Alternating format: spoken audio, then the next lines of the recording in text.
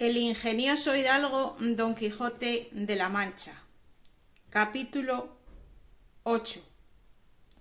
Primera parte. Del buen suceso que el valeroso Don Quijote tuvo en la espantable y jamás imaginable aventura de los molinos de viento, con otros sucesos dignos de felice recordación. En esto descubrieron 30 o 40 molinos de viento que hay en aquel campo, y así como Don Quijote los vio, dijo a su escudero: La aventura va guiando nuestras cosas mejor de lo que acertáramos a desear, porque ¿ves allí, amigo Sancho Panza, donde se descubren 30 o pocos más desaforados gigantes con quien pienso hacer batalla y quitarles a todos la vida, con cuyos despojos, servicio de Dios, quitar tan malas simientes de sobre la faz de la tierra? —¿Qué gigantes? —dijo Sancho Panza. —Aquellos que allí ves —respondió su amo—, de los brazos largos, que los suelen tener algunos de casi 2 leguas. —Mire, vuesa merced —respondió Sancho—, que aquello que allí se parecen no son gigantes, sino molinos de viento, y lo que en ellos parecen brazos son las aspas, que volteadas por el viento hacen andar la piedra del molino. —Bien parece —respondió Don Quijote— que no estás cursado en esto de las aventuras. Ellos son gigantes, y si tienes miedo, quítate ahí y ponte en oración en el espacio que yo voy a entrar con ellos en fiera y desigual batalla. Y diciendo esto, dio despuelas a su caballo Rocinante sin atender a las voces que su escudero Sancho le daba, advirtiéndole que sin duda alguna eran molinos de viento y no gigantes aquellos que iba a cometer, pero él iba tan puesto en que eran gigantes que ni oía las voces de su escudero Sancho ni echaba de ver, aunque estaba ya bien cerca, lo que era. Antes iba diciendo en voces altas: «Non fuyades, cobardes y viles criaturas, que un solo caballero es el que os acomete». Levantóse en esto un poco de viento, y las grandes aspas comenzaron a moverse, lo cual, visto por Don Quijote, dijo: «Pues aunque mováis más brazos que los del gigante Briareo, me lo habéis de pagar». Y en diciendo esto, y encomendándose de todo corazón a su señora Dulcinea, y pidiéndole que en tal trance le socorriese, bien cubierto de su rodela, con la lanza en el ristre,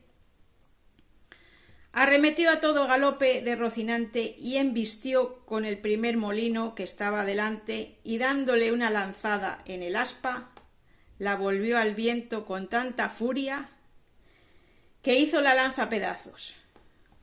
llevándose tras sí al caballo y al caballero, que fue rodando muy maltrecho por el campo.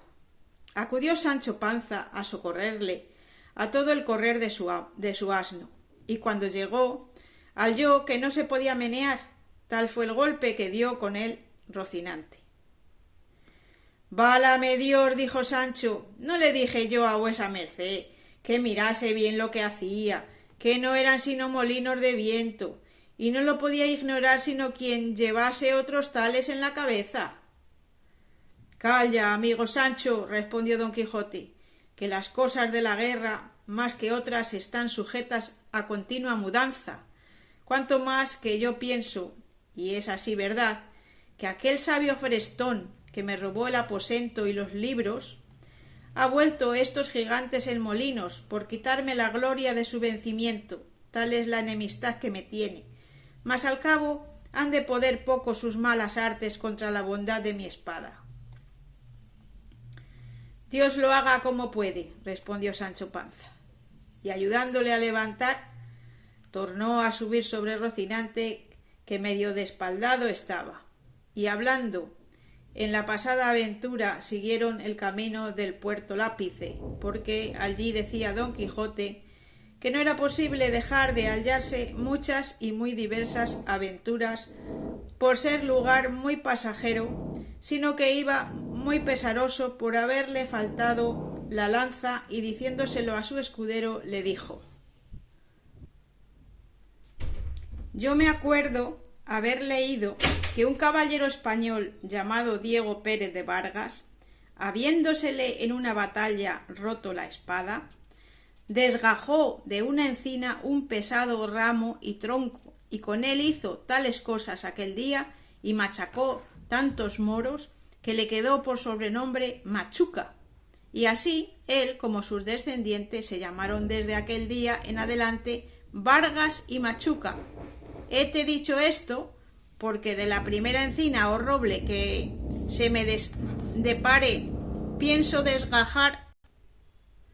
otro tronco tal y tan bueno como aquel, que me imagino pienso hacer con él tales hazañas que tú te tengas por bien afortunado de haber merecido venir a vellas y a ser testigo de cosas que apenas podrán ser creídas. A la mano de Dios, dijo Sancho, yo lo creo todo así como vuesa merced lo dice, pero enderécese un poco, que parece que va de medio lado y debe de ser del molimiento de la caída. Así es verdad, respondió Don Quijote, y si no me quejo del dolor es porque no es dado a los caballeros andantes quejarse de herida alguna, aunque se le salgan las tripas por ella. Si eso es así, no tengo yo que replicar, respondió Sancho, pero sabe Dios si yo me holgara que vuesa merced se quejara cuando alguna cosa le doliera. De mí sé decir que me he de quejar del más pequeño dolor que tenga. Sí, ya no se entiende también con los escuderos de los caballeros andantes eso del no quejarse. No se dejó de reír Don Quijote de la simplicidad de su escudero, y así le declaró que podía muy bien quejarse como y cuando quisiese, sin gana o con ella, que hasta entonces no había leído cosa en contrario en la orden de la caballería. Díjole Sancho que mirase que era hora de comer. Respondióle su amo que por entonces no le hacía menester, que comiese él cuanto se le antojase. Con esta licencia se acomodó Sancho lo mejor que pudo sobre su jumento, y sacando de las alforjas lo que en ellas habían puesto, iba caminando y comiendo detrás de su amo, muy de su espacio, y de cuando en cuando empinaba la bota, con tanto gusto que le pudiera envidiar el más regalado bodeguero de Málaga. Y en tanto que él iba de aquella manera menudeando tragos, no se le acordaba de ninguna promesa que su amo le hubiese hecho, ni tenía por ningún trabajo, sino por mucho descanso, andar buscando aventuras por peligrosas que fuesen. En resolución, aquella noche la pasaron entre unos árboles, y del uno de ellos desgajó Don Quijote un ramo seco que casi le podía servir de lanza, y puso en él el hierro que quitó de la que se le había quebrado. Toda aquella noche no durmió Don Quijote pensando en su señora Dulcinea, por acomodarse a lo que había leído en sus libros. Cuando los caballeros pasaban sin dormir muchas noches en las florestas y despoblados, entretenidos con las memorias de sus señoras. No la pasó ansí Sancho Panza, que como tenía el estómago lleno, y no de agua, de chicoria, de un sueño se la llevó toda, y no fueran parte para despertarle si su amo no le llamara. Los rayos del sol que le daban en el rostro, ni el canto de las aves, que muchas y muy regocijadamente la venida del nuevo día saludaban. Al levantarse dio un tiento a la bota, y hallándola más flaca que la noche antes, y afligiósele el corazón por parecerle que no llevaba camino de remediar tan presto su falta. No quiso desayunarse don Quijote, porque, como está dicho, dio en sustentarse de sabrosas memorias. Tomaron a su comenzado camino del Puerto Lápice y a la obra de las 3 del día le descubrieron. Aquí, dijo en viéndole don Quijote, podemos, hermano Sancho Panza, meter las manos hasta los codos en esto que llaman aventuras. Mas advierte que, aunque me veas en los mayores peligros del mundo, no has de poner mano a tu espada para defenderme, si ya no vieres que los que me ofenden es canalla y gente baja, que en tal caso bien puedes ayudarme, pero si fueran caballeros, en ninguna manera te es lícito ni concedido por las leyes de caballería que me ayudes hasta que seas armado caballero. Por cierto, señor, respondió Sancho, que vuestra merced sea muy bien obedecida en esto, y más que yo de mío me soy pacífico y enemigo de meterme en ruidos ni pendencias. Bien es verdad que en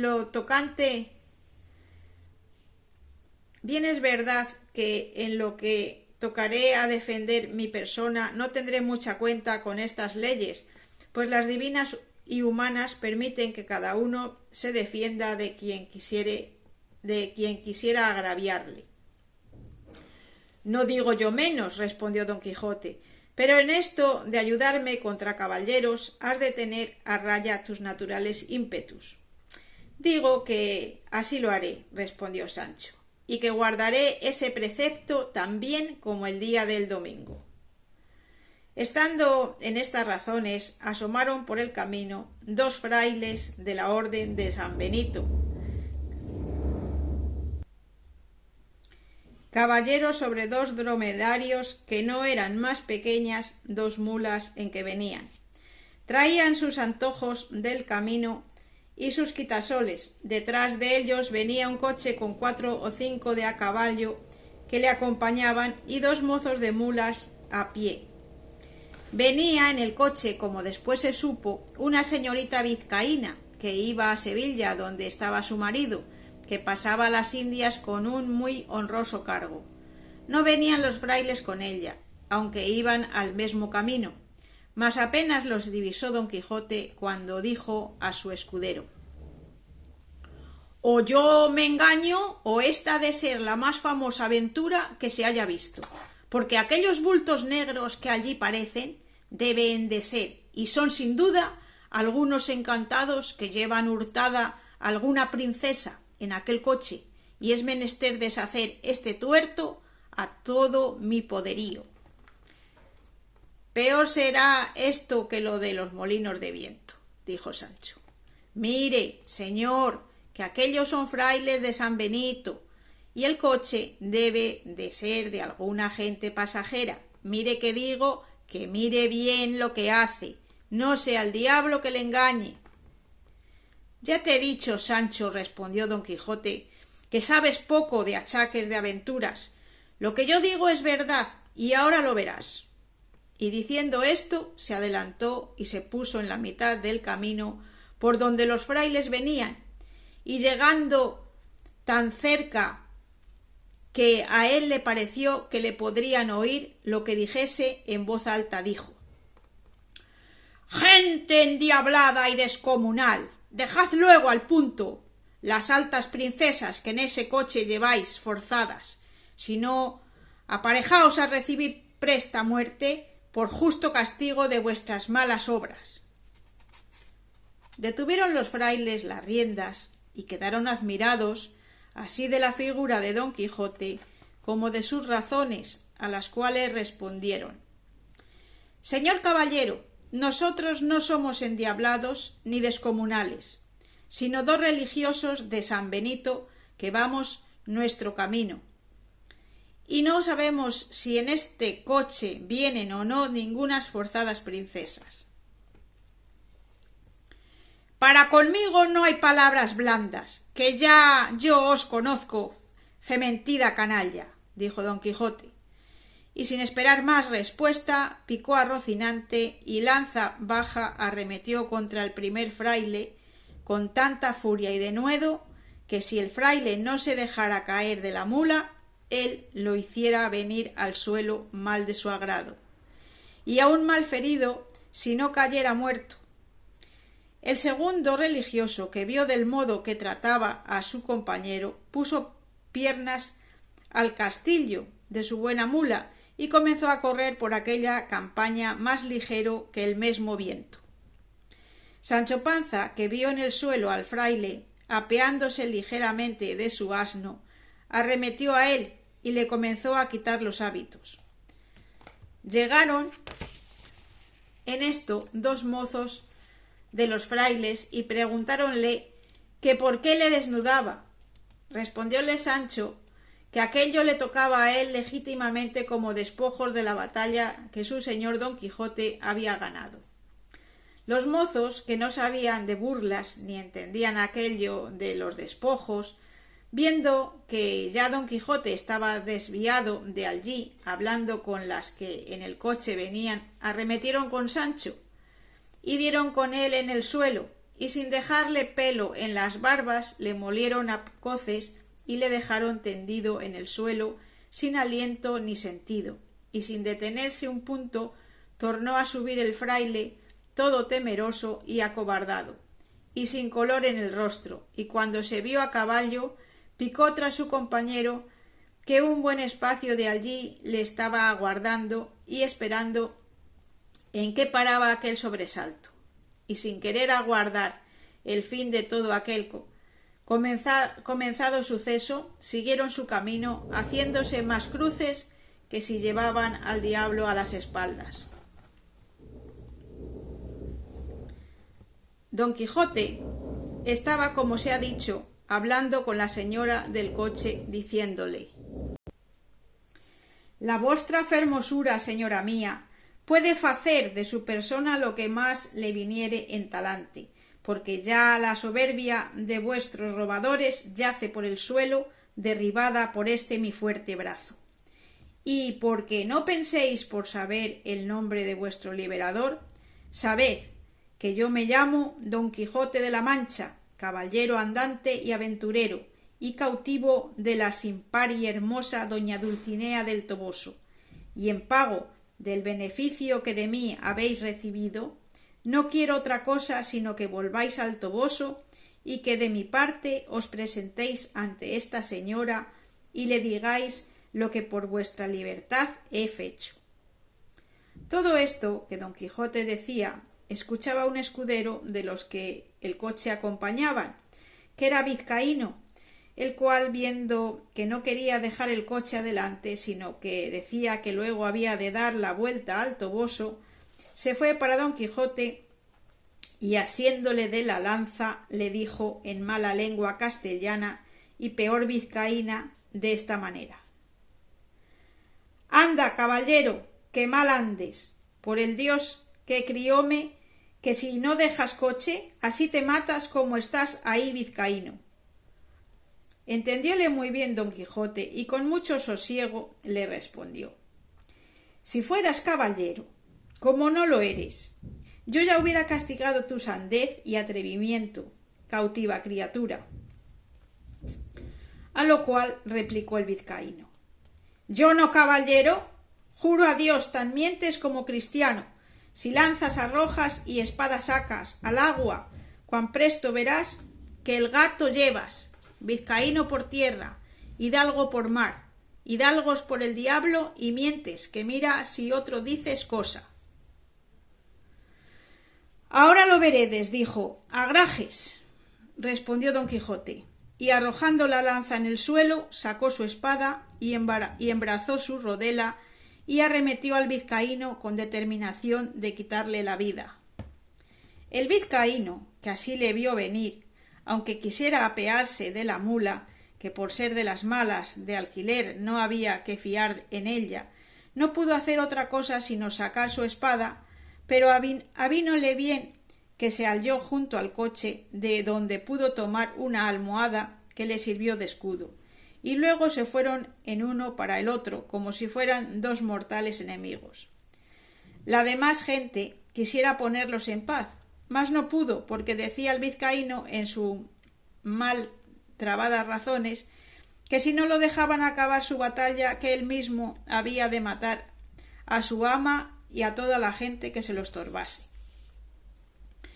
La señora del coche, admirada y temerosa de lo que veía, hizo al cochero que se desviase de allí algún poco y desde lejos se puso a mirar la rigurosa contienda, en el discurso de la cual dio el vizcaíno una gran cuchillada a don Quijote encima de un hombro por encima de la rodela, que a dársela sin defensa le abriera hasta la cintura. Don Quijote, que sintió la pesadumbre de aquel desaforado golpe, dio una gran voz diciendo: «¡Oh, señora de mi alma, Dulcinea, flor de la fermosura, socorred a este vuestro caballero, que por satisfacer a la vuestra mucha bondad en este riguroso trance se halla». El decir esto y el apretar la espada y el cubrirse bien de su rodela y el arremeter al vizcaíno, todo fue en un tiempo, llevando determinación de aventurarlo todo a la de un golpe solo. El vizcaíno, que así le vio venir contra él, bien entendió por su denuedo su coraje y determinó de hacer lo mismo que don Quijote, y así lo aguardó bien cubierto de su almohada, sin poder rodear la mula a una ni a otra parte, que ya de puro cansada y no hecha a semejantes niñerías no podía dar un paso. Venía pues, como se ha dicho, don Quijote contra el cauto vizcaíno con la espada en alto, con determinación de abrirle por medio, y el vizcaíno le aguardaba ansimesmo levantada la espada y aforrado con su almohada, y todos los circunstantes estaban temerosos y colgados de lo que había de suceder, de aquellos tamaños golpes con que se amenazaban. Y la señora del coche y las demás criadas suyas estaban haciendo 1000 votos y ofrecimientos a todas las imágenes y casas de devoción de España, porque Dios librase a su escudero y a ellas de aquel tan grande peligro en que se hallaban. Pero está el daño de todo esto, que en este punto y término deja pendiente el autor de esta historia esta batalla, disculpándose que no halló más escrito de esta hazaña de don Quijote de las que deja referidas. Bien es verdad que el segundo autor de esta obra no quiso creer que tan curiosa historia estuviese entregada a las leyes del olvido, ni que hubiese sido tan poco curiosos los ingenios de la Mancha que no tuviesen en sus archivos o en sus escritorios algunos papeles que de este famoso caballero tratasen. Y así, con esta imaginación, no se desesperó de hallar el fin de esta apacible historia, el cual, siendo el cielo favorable, le halló del modo que se contará. Y aquí termina el capítulo 8. Mañana veremos el capítulo 9, donde se concluye y da fin a la estupenda batalla que el gallardo vizcaíno y el valiente manchego tuvieron. Muchas gracias, si has llegado hasta aquí, por escuchar este audio vídeo. Que tengas un gran día, corazón.